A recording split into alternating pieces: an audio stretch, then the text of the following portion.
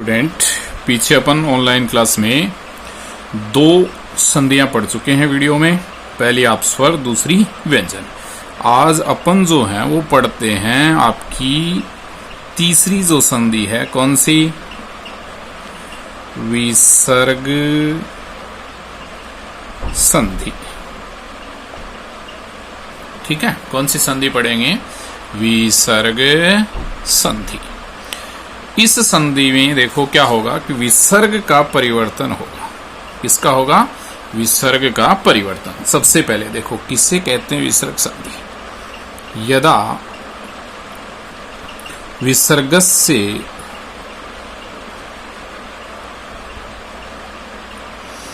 स्थाने किमपि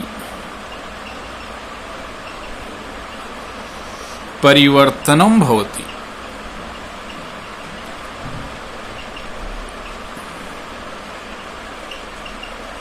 किमपि परिवर्तनं भवति तदा स विसर्ग संधि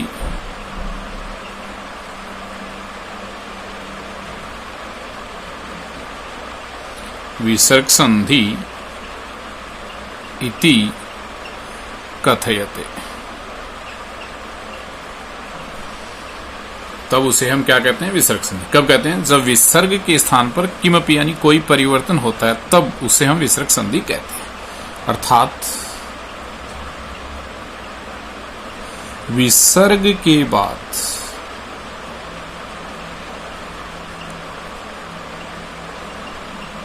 कोई स्वर या व्यंजन आने पर विसर्ग में जो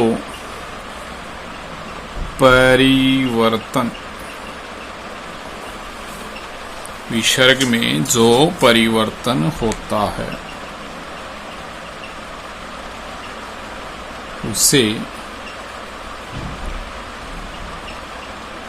विसर्ग संधि कहते हैं। उसे क्या कहते हैं? विसर्ग संधि कहते हैं। अब देखो विसर्ग संधि के भेद। विसर्ग संधि के भेद।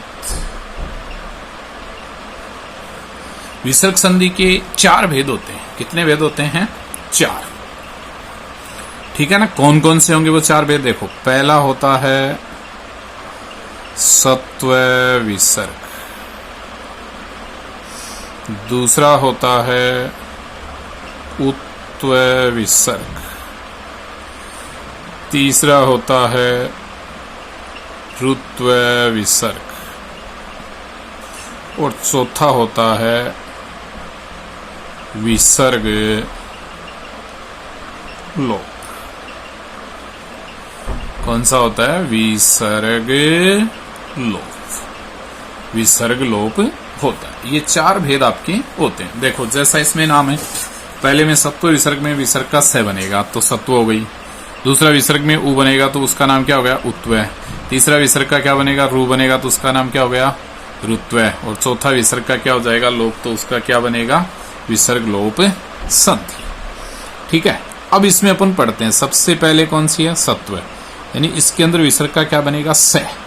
देखो पहली अपनी संधि है सत्व विसर्ग। कौन सी संधि है? सत्व विसर्ग। इस सत्व विसर्ग में विसर्ग का क्या बनेगा? स। ठीक है, 2 नियमों के अनुसार इसमें बनता है। पहला इसका एक नियम है, देखो, विसर्जनी यस्य स। ये इसका फर्स्ट सूत्र है, उसके अकॉर्डिंग अपन बनाएंगे। प्रथम नियम है, क्या बनाता है इसमें? देखो क्या कहता है कि यदि विसर्ग के पश्चात च छ हो तो विसर्ग का, ये जो विसर्ग है ना आपकी, इसके बाद अगर च छ, दो ही अक्षर होने चाहिए, पहला और दूसरा। च छ हो तो विसर्ग का से कौन सा बनेगा? तालव्य। और वो कैसे बनेगा? आधा। ट ठ हो, च छ नहीं हो तो क्या हो? ट ठ हो तो विसर्ग का से, कौन सा से? मूर्धन्य। तालव्य, पहला बनेगा तालव्य, दूसरा मूर्धन्य। तथा, तो मूर्धन्य से, तथा त या थ हो तो विसर्ग का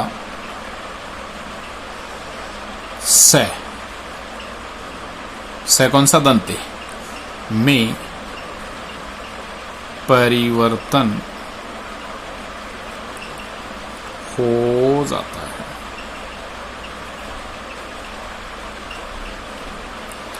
किसमें परिवर्तन हो जाता है? से में। तो च छ हो तो से, ट ठ हो तो से, और त थ हो तो से। ठीक है ना, एक तालव्य, एक मूर्धन्य और एक दंते से, इन तीनों से में परिवर्तन होगा। और से तीनों कैसे होंगे? हलंत होंगे, हो जाता है। जैसे देखो, जैसे अपन करें, मान लो ये आपका विसर्ग है, ठीक है।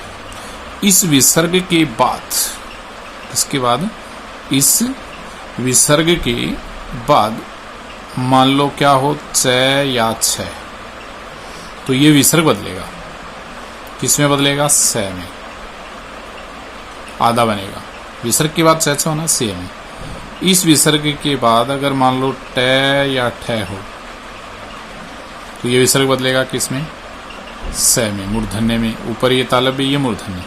और इस विसर्ग के बाद अगर मान लो क्या हो? त या थ, तो ये विसर्ग बन जाएगा किसमें? दंते से में।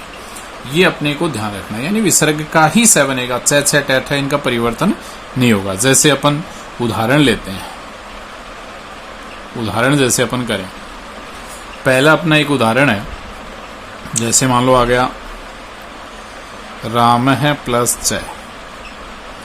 अब देखो विसर्ग के बाद च है तो विसर्ग का परिवर्तन से में, तो क्या रूप बन जाएगा? रामश्च। ठीक है, और यहां जो विसर्ग था उसका परिवर्तन किसमें हुआ? से में, आधे में होगा। ठीक है, दूसरा उदाहरण जैसे अपन लें प्रिय प्लस छात्र। फिर देखो विसर्ग के बाद छ आ गया तो फिर विसर्ग का से बनेगा, तो क्या रूप बनेगा? प्रियस छात्र। और यहां फिर आपके जो विसर्ग है उसका परिवर्तन किसमें हो गया? से में। तीसरा जैसे अपन उदाहरण ले धनु प्लस टंकार। टंकार होती है गर्जना। ठीक है, अब देखो विसर्ग है, विसर्ग के बाद क्या है? ट। ट होने पर विसर्ग का परिवर्तन किसमें होगा? से में। कौन से से में होगा? अब ये होगा इसमें मूर्धन्य से में, तो क्या रूप बनेगा? धनुष टंकार। ठीक है, यहां पर भी जो है ना आपका ये जो विसर्ग है इसका परिवर्तन हो गया किसमें? से में। चौथा जैसे अपन एग्जाम्पल लेते हैं नी जोड़ ठुर। ठीक है ना, क्या है? नी जोड़ ठुर। इसको जब अपन करेंगे तो क्या बनेगा? देखो नी आगे ठ आने पर फिर से और ठुर, निष्ठुर होता है कठोर। अब यहां फिर आपके विसर्ग का परिवर्तन हो गया से में। इसी प्रकार जैसे अपन करें, मान लो पांचवा अपन उदाहरण ले, जैसे आता आपका नमः है प्लस ते। अब देखो विसर्ग की बात है तो विसर्ग का क्या होगा? से, दंते से होगा, क्या रूप बन जाएगा? नमस्ते। यहां फिर आपका जो विसर्ग है वो किसमें बदल गया? ये विसर्ग जो है वो बदल गया किसमें? से में। ठीक है, जैसे अपन मान लो उदाहरण लें छठा, तो यहां जब अपन करें, जैसे आ गया विष्णु प्लस त्राता, तो क्या बन जाएगा? विसर्ग के बाद देखो तय और र जुड़ करके तो तय है ही ना। विष्णु क्या बन गया? विष्णु, और विसर्ग का बन गया स, और क्या हो गया? विष्णु त्राता। क्या रूप बन गया? विष्णु त्राता। और यहां पर आपका विसर्ग जो था उसका परिवर्तन किसमें हो गया? स में। उसी प्रकार मान लो अपन अगला एग्जाम्पल लें, जैसे नी जोड़ छल, नी जोड़ छल, तो यहां फिर देखो आपका विसर्ग है, विसर्ग के बाद क्या है? छ, तो क्या रूप बन जाएगा? निस छल। ठीक है, निश्चल बन जाएगा। और यहां फिर आपका विसर्ग जो है वो किस में बदल गया? स में, आगे छ आने पर। उसी प्रकार क्या बन जाएगा? निश्चय बन जाएगा। उसी प्रकार आपका क्या बन जाएगा? पुनश्च बन जाएगा। जैसे पुनः प्लस च तो पुनश्च बन जाएगा। ठीक है, उसी प्रकार इतः प्लस ततः करोगे तो क्या बन जाएगा? इतस ततः बन जाएगा। तो ये आपका पहला नियम होगा। दूसरा इसके अंदर एक नियम और है, उसके अंतर्गत क्या है? एक सूत्र है, देखो वासरी। सरी का मतलब होता है सर, ये एक प्रत्यार है। इसके अंतर्गत आते हैं 3 अक्षर, कौन कौन से? स, और स। तो ये क्या कह रहा है? देखो वासरी में सरी, सरी यानी स। तो ये क्या कह रहा है? देखो स में कि विसर्ग के बाद ये कह रहा है, यदि विसर्ग के बाद सर यानी सरी, सरी यानी स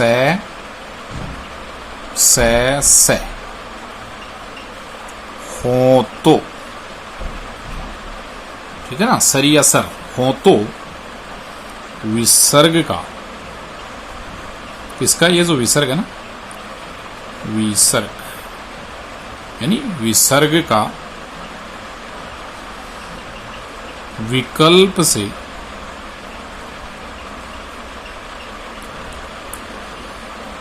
किसमें? विकल्प से, तो विसर्ग का विकल्प से स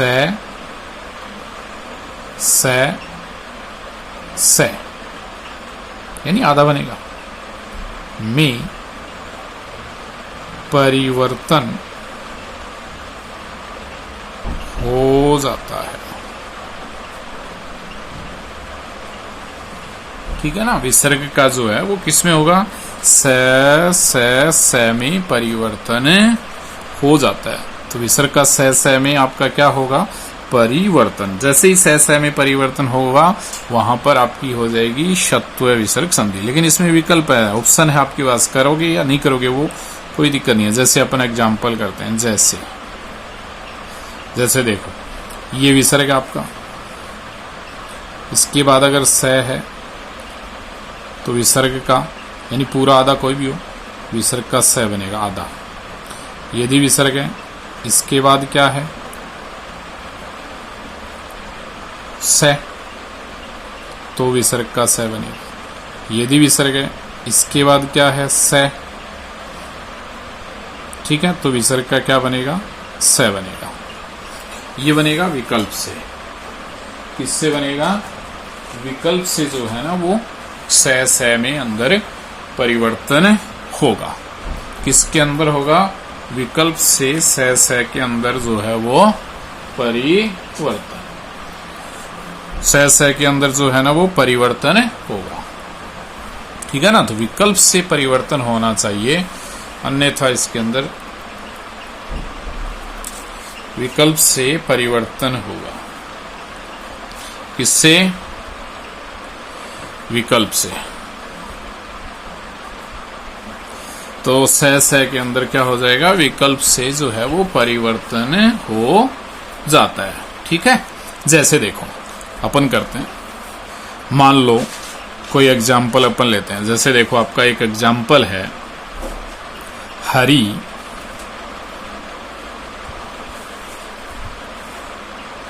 प्लस सेते। ठीक है ना, तो हरी जोड़ सेते, हरी जोड़ सेते कोई एग्जाम्पल है। तो हरी जोड़ सेते को करेंगे, देखो ये विसर्ग है, विसर्ग के बाद क्या है, स हो गया ना स। तो स होने पर विकल्प से दो ऑप्शन आपके पास, या तो क्या लिखोगे हरी, विसर्ग का परिवर्तन कर दोगे विकल्प से तो क्या हो जाएगा हरी सेते, या क्या लिखोगे हरी सेते, इस प्रकार लिखोगे। और यहां आपका जो विसर्ग है वो बदल गया किसमें, स में। दूसरा जैसे देखो अपन एग्जाम्पल लेते हैं, नृप है जोड़ षष्ठ। ठीक है ना, तो नृप है जोड़ षष्ठ हो गया। ठीक है, नृप जोड़ षष्ठ। तो जब इसको अपन करेंगे नृप जोड़ षष्ठ को, तो क्या बनेगा देखो नृप, अब से आगे ये है ना, इसी से में बदलना है इसको, आधा आगे वाला जो से उसी में नृप षष्ठ, ये बन गया। और या यूं लिख सकते हैं इसका विकल्प से, अगर नहीं करो नृप है प्लस हट जाएगा ओनली, यानी ये जोड़ हटेगा और क्या बन जाएगा षष्ठ। और यहां फिर आपके विसर्ग का परिवर्तन हो गया स। कहने का मतलब आगे जो स है ना उसी का अंदर आपको इसमें जो है वो परिवर्तन करना है। ठीक है, उसी के अंदर जो है वो परिवर्तन आप करोगे, वहां आपकी जो है वो होगी विसर्ग संधि। उसके बाद अगर जैसे मान लो आ गया नी जोड़ संदेह है, क्या गया नी जोड़ संदेह, तो क्या रूप बन जाएगा देखो, आगे सही है ना, तो विकल्प से स का परिवर्तन हो जाएगा निस्संदेह है, या यूं लिखेंगे नी संदेह है। ठीक है, यहां फिर देखो क्या हुआ, विसर्ग का परिवर्तन स में, कौन से स में हुआ, दंते स में। तो विसर्ग के बाद जहां जो विसर्ग है ना उसी के अंदर हम इसका जो है वो परिवर्तन करेंगे। उसी प्रकार जैसे अपन एक एग्जाम्पल और लेते हैं इसमें, नी जोड़ सरती। ठीक है, तो वो थी आपकी सत्व विसर्ग संधि। उसी प्रकार अपनी जो है पहली संधि हो गई जिसमें दो नियम, विसर्ग का अपन ने क्या बनाया स। अब अपन बात करते हैं दूसरी जो संधि है आपकी, वो है उत्व विसर्ग। ठीक है, उत्व विसर्ग। सत्व विसर्ग संधि को भी हम दो नियमों में पढ़ रहे थे, अब अपन पढ़ेंगे उत्व विसर्ग संधि को। उत्व विसर्ग संधि को भी दो नियमों में पढ़ेंगे। देखिए, इसका पहला एक सूत्र है अतो रोर पलुताद पलुते। ठीक है जी, ये अपना सूत्र है। इसमें अतोरोर पलुताद पलुते, ये क्या कहता है देखो, अर्थात विसर्ग से पहले ए क्या हो, विसर्ग से, ये जो विसर्ग है ना, विसर्ग से पहले ए, किससे पहले, विसर्ग से पहले ए, विसर्ग से पहले ए, तथा विसर्ग के बाद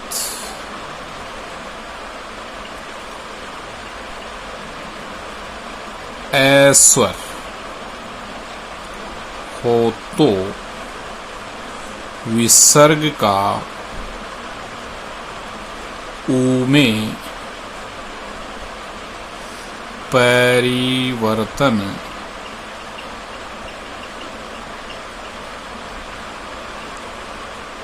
हो जाता है।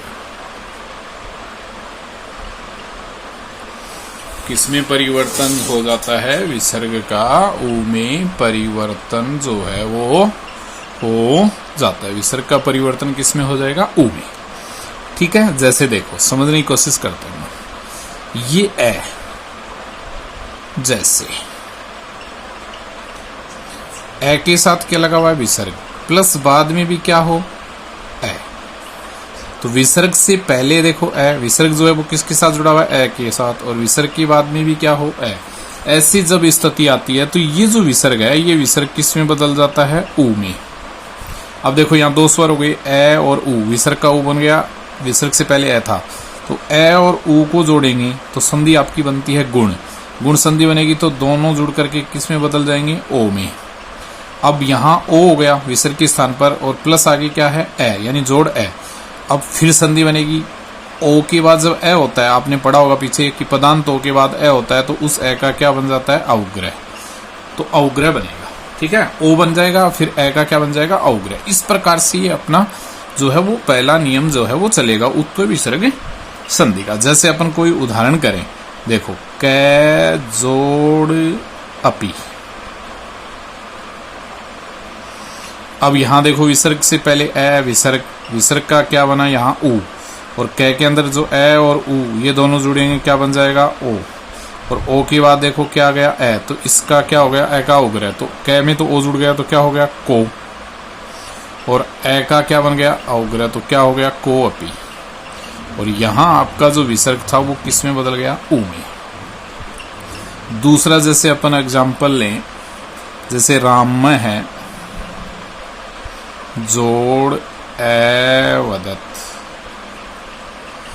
क्या हो जाएगा? राम में जोड़ ए वदत। फिर विसर्ग, विसर्ग से पहले पूर्व ए, विसर्ग के बाद ए, तो विसर्ग का ऊ, ए और ऊ जुड़ करके ओ, तो क्या ये तो ये बन जाएगा रामो, और ए का बन जाएगा अवग्रह ए वदत। क्या रूप बनेगा? रामो एवदत। यहाँ विसर्ग फिर आपका किस में बदल गया? ऊ में। जैसे मान लो अपन उदाहरण ले तीसरा, जैसे राम में है जोड़ अयम। फिर देखो विसर्ग है, विसर्ग से पूर्व ए, विसर्ग के बाद है, तो फिर विसर्ग का ऊ, ए और ऊ जुड़ करके क्या बना? ओ, तो क्या रूप बन जाएगा ये? रामो अयम। क्या रूप बन जाएगा? रामो अयम। रामोयम बन गया। यहाँ फिर आपका विसर्ग बन गया किसमें? ऊ में। उसी प्रकार जैसे अपन मान लो उदाहरण ले, सीव है प्लस अर्चे। ठीक है ना? तो सीव है प्लस अर्चे, तो क्या रूप बन जाएगा? सी वे के अंदर आगे विसर्ग ए और ऊ जुड़ करके ओ, शिवो, और ए का अवग्रह अर्चे। इस प्रकार से ये पहला नियम आपके इसके अंतर्गत आएगा। तो क्या रूप हो जाएगा? शिवो अर्चे, उत्व विसर्ग संधि का पहला नियम। दूसरा इसके अंदर एक नियम और होता है, देखो दूसरा नियम क्या होता है? एक होता है, सूत्र चलता है आपका हसीच।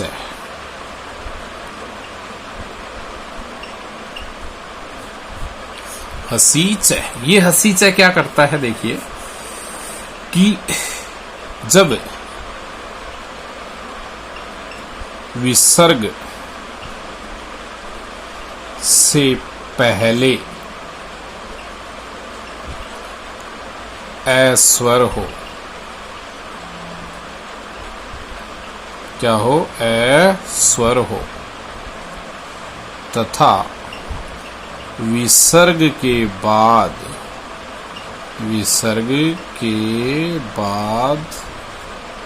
किसी भी वर्ग का तीसरा, चौथा, पांचवा अक्षर, जैसे कोई वर्ग 5 वर्ग है, कै वर्ग का तीसरा, चौथा, पांचवा, छह का तीसरा, चौथा, पांचवा, तो किसी भी वर्ग का तीसरा, चौथा, पांचवा अक्षर या ये, रे, ले वे है हो तो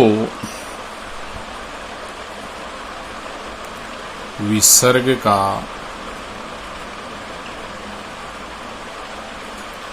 ऊ में परिवर्तन हो जाता है।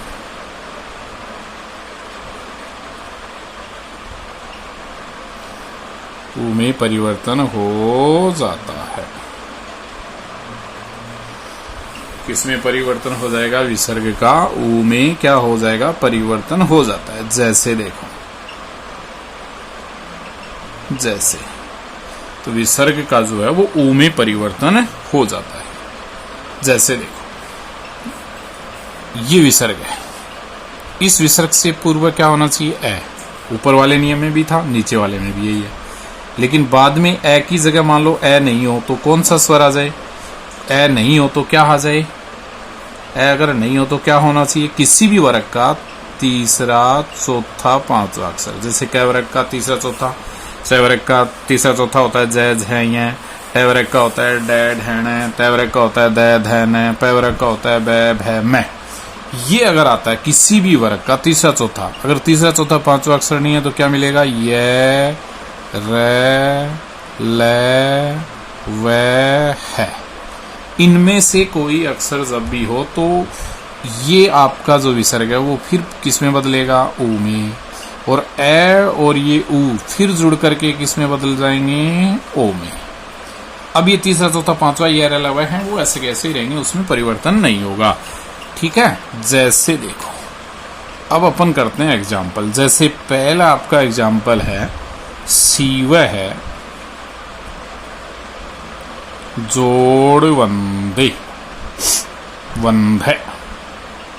सीव है जोड़ वंधे। अब यहां देखो, ये विसर्ग है, विसर्ग से पहले वह में जुड़ा हुआ है, विसर्ग के बाद वह आ गया, ये वह। तो यहां विसर्ग का क्या बनेगा? ऊ। ऊ और वह का ए दोनों जुड़ करके ओ बनेगा। तो क्या रूप बन जाएगा? ये विसर्ग आपका ऊ बन गया, वह और ए जुड़ करके ओ बन गया, ओ हो गया। तो ये क्या हो गया? शिवो। और वंधे इसमें जोड़ना है, शिवो वंधे। यहां आपका विसर्ग बन गया किसमें? ऊ में। जैसे दूसरा अपना एग्जाम्पल है राम है जोड़ हसती। अब वही देखो, विसर्ग के बाद है आ गया, है, तो विसर्ग का क्या बनेगा? ऊ। जैसे ही ऊ बनेगा तो विसर्ग का परिवर्तन किस में हो जाएगा? विसर्ग का ऊ में, है आगे होने पर ए और ऊ जुड़ करके ओ, तो क्या होगा? रामो। और हस्ती आपका है, तो क्या रूप बन गया? रामो हस्ती। उसी प्रकार एग्जाम्पल लेते हैं, जैसे बाल है जोड़ याती। अब यहां देखो, विसर्ग के बाद में क्या आ गया? ये आ गया, ये। तो फिर विसर्ग का ऊ बनेगा, ए और ऊ जुड़ करके ओ, तो बालो बन जाएगा और याती। उसी प्रकार जैसे अपन चौथा उदाहरण लें तो जैसे नमः है जोड़ नमः है। ठीक है। तो देखो, विसर्ग के बाद पांचवा अक्षर आ गया ना, तै, थे, दै, धै, न। पांचवा अक्षर, तीसरा, चौथा, पांचवा कोई भी हो, तो क्या रूप बन जाएगा? नमो नमः है। जैसे मान लो आपका आ गया यस प्लस दा।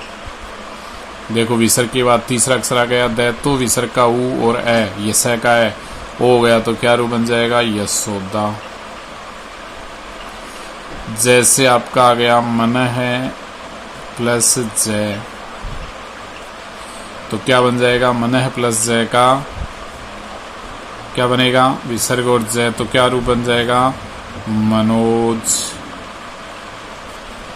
क्या रूप बन जाएगा? मनोज है। जैसे ही अपना मान लो आ गया मन है प्लस हर, तो क्या रूप बन जाएगा? मनोहर। उसी प्रकार जैसे आपका आ गया मन है जोड़ रथ, तो क्या बन जाएगा मनोरथ। उसी प्रकार जैसे आपका एग्जाम्पल आ गया सर है जोड़ जम, तो क्या रूप बन जाएगा सरोजम। उसी प्रकार जैसे आपका रूप आ गया यस प्लस गानम, तो क्या बन जाएगा यशो गानम, यशो गानम। ठीक है। उसी प्रकार जैसे आपका रूप आ जाएगा वय है जोड़ वृद्ध, फिर देखो विसर्ग के बाद वह है तो विसर्ग का ऊ और यह जुड़ करके हो जाएगा ओ, तो क्या हो गया वयो वृद्ध। ठीक है। जैसे मान लो आपका बन गया तप है जोड़ वन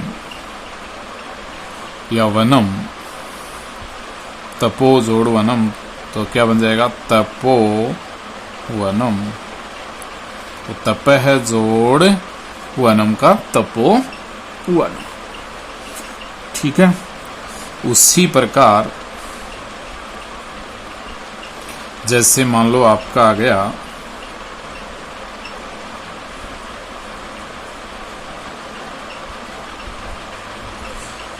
तो तपो वनम। इस प्रकार से ये आपके जो एग्जाम्पल हैं वो इसमें बनते हैं, जुड़ते हैं।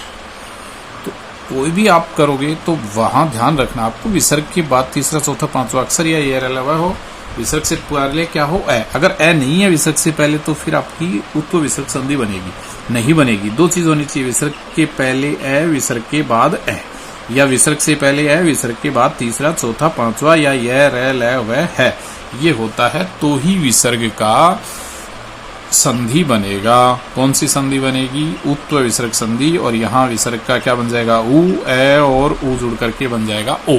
इस प्रकार से आपकी ये दो संधियां दो नियमों में जो हैं वो बनती हैं। ठीक है। नेक्स्ट जो संधि है अगली दो बच गई, वो अपने अगर नेक्स्ट वीडियो के अंदर पढ़ेंगे।